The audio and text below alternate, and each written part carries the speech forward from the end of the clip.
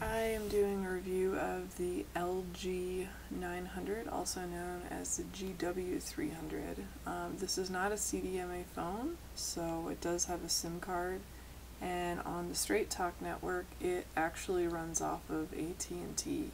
The email address is always whatever your number is, and then at mms.att.net. So this is it. I'm just going to turn it on and off so you can get an idea about how long it takes.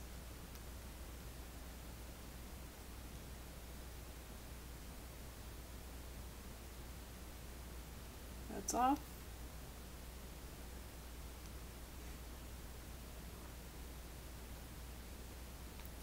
And it's hard to tell when you turn it on right, because even if you hold it down, the logo doesn't turn on until you let go, so you do have to hold it down for a while.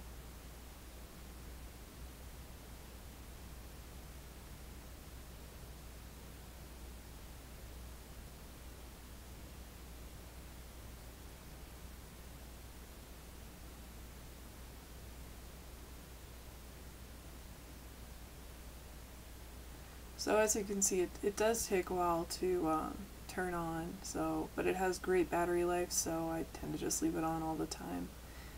I did get a little rubber case for it because I have a tendency to drop phones. This was like $8 on eBay or something. So this is the phone. It's pretty straightforward, just a button to pop it open there. I think the SIM card is under this. I think it came pre-installed. Could be wrong, but I don't remember exactly. Here's your camera. It's not the best quality, but it does take at least decent sized pictures. The browser that comes with the phone is terrible. It has a quick access button right here, which is convenient, but I've never actually, well, I don't anyway use it anymore because it's pretty bad. It's a memory hog, and you end up it slows everything down. But just to show you about how long it takes to load that, it's not very user-friendly or intuitive either.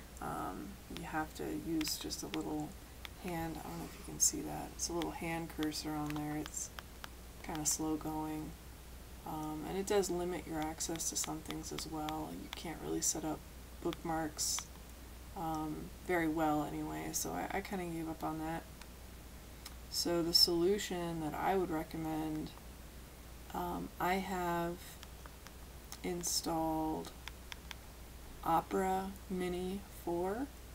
It's a very streamlined browser. It's Java. Its start page is pretty intuitive. Let's just focus for better. Sorry about that. You can click on Google, type in what you want.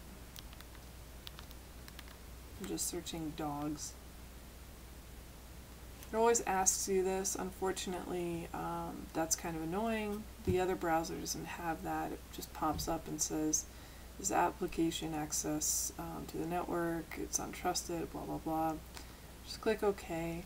Once you do that once though, you can minimize this browser for the duration of however long you have the phone turned on, and it won't prompt you for that every time. So that's the simple solution to that. You can set up this browser so that when you navigate like Google, it automatically looks for a mobile friendly site. So again, that's Opera Mini 4. You have to install the unsigned version for whatever reason. And just some quick links here. It'll Google, Amazon, Wikipedia. So anyway, and you can get pretty quick access to your bookmarks too. So you can close out. I choose not to because, like I said, it's a little quicker if I keep it minimized. So I'll actually say no, I don't want to. And how to minimize it, this is the magic button for that. This allows you to navigate through your different screens that are open. If you just click on it, it'll toggle through each one. So this will take me back to the home screen. I just clicked OK.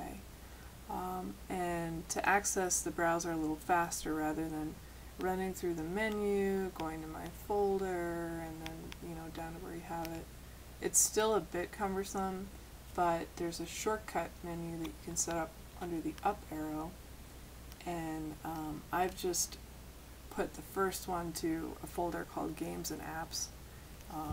No real reason for that, but it just provided me quick access to the browser, and I also have on here the Gmail app that works really well. It's also Java powered. And this one is great because once you put in your login information, it stays there. So that one, again, you can also quit or you can minimize it. I don't mind quitting this one as much because it logs in again pretty quickly. Another couple great apps that you can put on here is Bolt is another browser. I wasn't as happy with it, but it does work on this, and it provides, it's not a memory hog, so it works really well. Facebook, I think that one came with the phone, and Google Maps, which is really handy. Unfortunately, this phone won't link up with the GPS, so when you use it, it will pop up and say your location cannot be found. But you can link to some favorites in there, so you know, if you know where you're looking for, you can just program them in there. And it comes up relatively quickly, and it's pretty handy because it shows traffic and everything else on there. So I would highly recommend that app as well. As for issues with the phone itself, here's your volume button on the side, your SD slot down here. Have a nice 3.5 millimeter headphone jack here. I bought one of the BlackBerry headset, and that's great because I don't always use Bluetooth, and that way I can also listen to music. It's really great because this phone has an FM radio on it, so I just can use it at the gym, and it'll automatically toggle off if you get a phone call. So it's kind of handy, and you know when someone's texting or calling you. You need to have the headset on there, but you can actually play it through the speaker as well, although I don't think I've ever done that. This is your charging area. You can buy a USB cord to get data on your phone and charge it for $3 or $4. I think I got mine on Amazon. Here's your camera button. It's kind of annoying because I do hit it sometimes accidentally, but you do have to hold it in for a couple seconds, so that tends to take care of most of that. It does have video. It's pretty basic.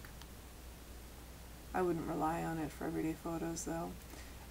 There's some stuff that's a little hard to find when you first get this phone. Silent is actually this J button, also has a pound key on it. And that took me a while to figure out. I had an embarrassing text during class because I put it on silent and didn't realize, well, I used the ringer volume to put it on silent, which usually puts everything on silent, but not on this phone, so make sure you take care of that. You just do that by holding the pound key, and it'll say silent activated. Of course, to take it off, hold it down again. You can lock the keys, which I do generally. It's this C/padlock button right here. Hold it down for a couple seconds. It's a little annoying to unlock it because it's not the same button. You have to hit unlock and then yes, and for whatever reason the screen kind of hangs there for a second. So if, for instance, it's locked and then you try to unlock it and you want to go ahead and like click on your menu right away and click a different button, it won't proceed to unlock it. So that's obnoxious because you're forced to sit in this hang screen for a second until it goes, but that's not the end of the world. You can get your Google Voice on this phone. It took me a while to figure out, but you just have to list the provider as AT&T, and then it will go ahead and forward everything. So that's nice because I really do like the Google voicemail system. Although the one that does come with Straight Talk is pretty intuitive and there's nothing wrong with it. I just like to have my stuff online. The menu, you can top up your phone through the menu, which is kind of nice. Messages, it's hard to get to your messages because you have to go through a bunch of steps. Kind of a pain, especially since this is pretty much just a messaging phone. It does fill up even though I have an extra SD card here. I think it's like a 1 or 2 gigabyte card. For whatever reason, it seems to store the texts on the phone, and so I have to dump them every couple weeks because it'll fill up at like 400 or so. It doesn't have like intuitive texting. You actually have to type it out. It's just and you can use the other function buttons here. With this one took me a little while too. This is your shift key. This one actually gets you to the gray buttons, and you can lock it in that position as well. And you can also insert some symbols using this button. Also, when you download, if you download that other browser that I used, you're going to have to mess with the keypad a little bit. Its default setting is, when you're in that mode, is in this, I think it locks you into the number setting or something, or even symbols. So you'll have to play with this button a little bit. I'm trying to think if there's anything else I've missed. I actually haven't figured out, I know you can play MP3s on this thing. When I uploaded a bunch onto the phone, however, they didn't play, and I haven't really bothered to figure out how to get them to play. So I'll get around to it when I get around to it. I'm sure it's not a big deal. It's probably just the wrong folder or something. The settings, it's again not the best for navigating. It takes a little while. Oh, and then to adjust the volume is also a little annoying, because when you want to change the volume, like say I know I want to turn it all the way down or all the way up, rather than just doing that without the sound actually kicking in, it forces the sound through. So that's kind of annoying, because if you're trying to turn the volume down so that you're not annoying the people around you, you're actually forced to play your ringer. So I almost never use that feature, and almost always just rely on the silent button. Also, some of the settings aren't under the settings tab. For instance, the settings for like your text is going to be under messages. So it takes a while to find some stuff on here. But overall, I mean, the phone was, I don't know, like 60 bucks, 70 bucks. That's really not bad considering what you get out of it. It's on the, I guess AT&T is 2G, so it's not the fastest internet, but it does the job for what I need, and it's cheap. So until we get a better alternative, a touchscreen or Droid-based system on Straight Talk, this is going to be it. So anyway, that's my review, and I hope you got some useful information out of it.